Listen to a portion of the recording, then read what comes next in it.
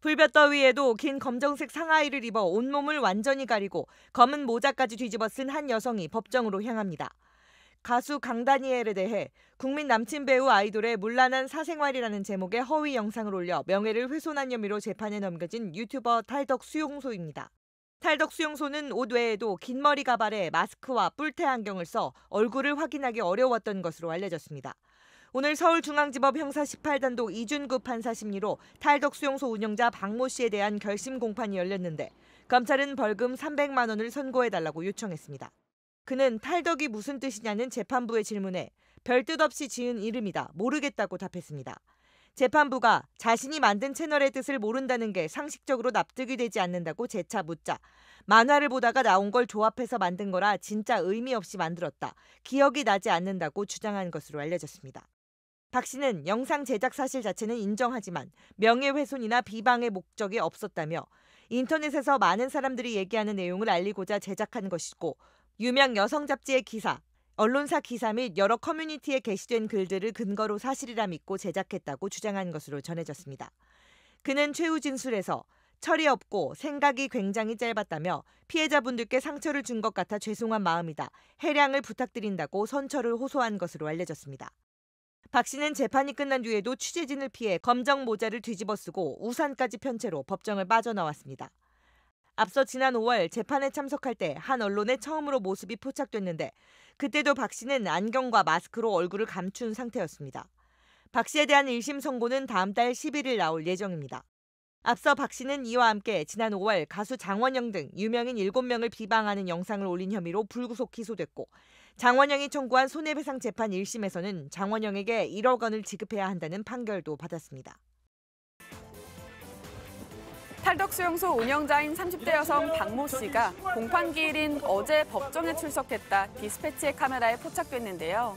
신원 노출을 우려한 듯 안경과 마스크로 얼굴을 가렸고 가발까지 착용한 상태였습니다. 박 씨는 지난 2022년 강다니엘을 상대로 국민 남친 배우 아이돌의 문란한 사생활이라는 제목의 영상을 올려 명예를 훼손한 혐의를 받고 있는데요. 그는 재판에서 영상을 제작하고 게시한 사실은 인정했지만 영상 내용이 사실인 줄 알고 올렸다고 주장한 걸로 알려졌습니다. 앞서 법원은 명예훼손과 모욕 등의 혐의로 재판에 넘겨진 박 씨가 재산을 빼돌리지 못하도록 2억 원 상당의 부동산과 예금 채권을 동결한 바 있습니다.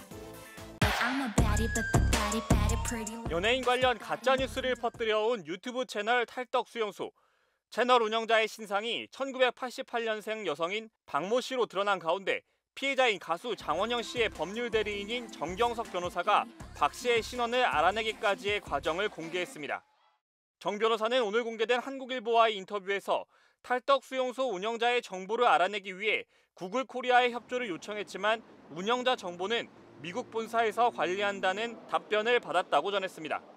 그래서 미국 본사에서 직접 정보를 받기 위해 미국의 디스커버리 제도를 이용했다고 밝혔습니다.